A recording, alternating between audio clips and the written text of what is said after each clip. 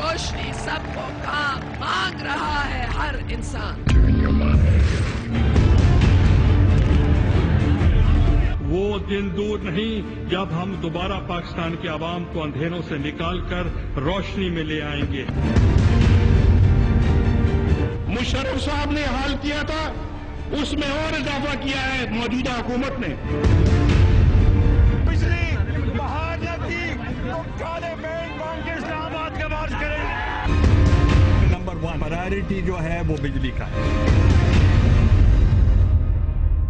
वो दिन दूर नहीं जब हम दोबारा पाकिस्तान के अवाम को अंधेरों से निकालकर रोशनी में ले आएंगे। बिस्मिल्लाहिर्रहमानिर्रहीम। अस्सलाम वालेकुम। टारगेट पॉइंट के साथ मैं हूं आसमा चौधरी। नाजरीन, अवाम को अंधेरों से निकालकर रोशनियों में ले आएंगे, मुल्क से लोड शेडिंग का खात्मा हो जाएगा। ये सुहाना ख्वाब आज से 4 साल 3 माह कबल पाकिस्तान के मुतफिका वजीर आजम ने असम्बली के फ्लोर पे खड़े होकर कहा था कि वो इस मुल्क से लोड शेडिंग का खात्मा कर देंगे, मुल्क जगमगा जाएगा।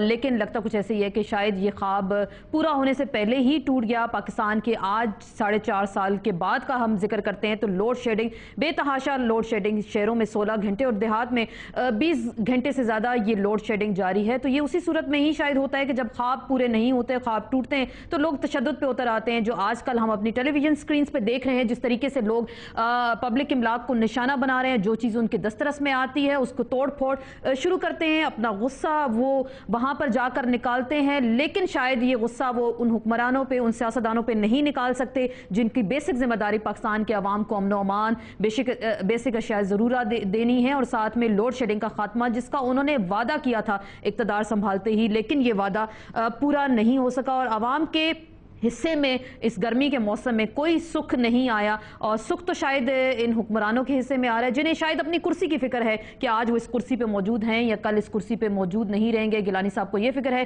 कि कल वो पाकिस्तान के वज़ीर आज़म होंगे या नहीं होंगे। अपोजिशन को बिलखुसूस मियां नवाज शरीफ साहब को ये फिक्र है कि उन्होंने कैसे इक़्तिदार में आना है, अपोजिशन कैसे लॉन्ग मार्च करेगी। बाकी अवाम की किस्मत में तो धक्के लिखे हैं, शायद कभी अमन अमान की सूरत में, कभी बिजली ना होने की सूरत में, कभी महंगाई की सूरत में उनको ये धक्के शायद जमहूरी दौर में मिलते रहेंगे। लेकिन हुकूमत और अपोजिशन की बात करें, जहां अपना मुफाद अजीज हो वहां करप्शन भी माफ हो जाती है, वहां कमीशन भी माफ हो जाते हैं, वहां वो ये भी भूल जाते हैं जिन्हें वो कल तक वजीर आजम नहीं मानते या उन्हें सजा याफ्ता, मुजरिम याफ्ता वजीर आजम कहते हैं, उनके साथ इजलास में भी शरीक हो जाते हैं क्योंकि पैसा लेने के मामलात सामने आते हैं। तो फिर अवाम के मफाद की बातें करने वाले या अवाम के नाम पर सियासत का दम भरने वाले जब अवाम को बेवकूफ बनाते हैं तो अवाम उनके बारे में क्या कहते हैं, आप खुद ही सुन लीजिए।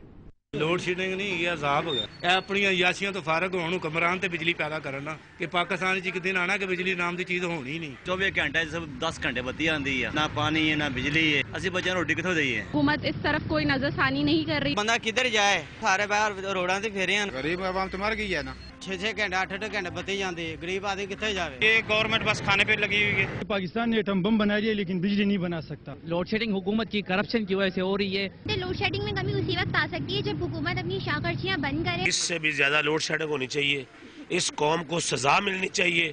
इन्होंने गलत लोगों को वोट दिए हैं।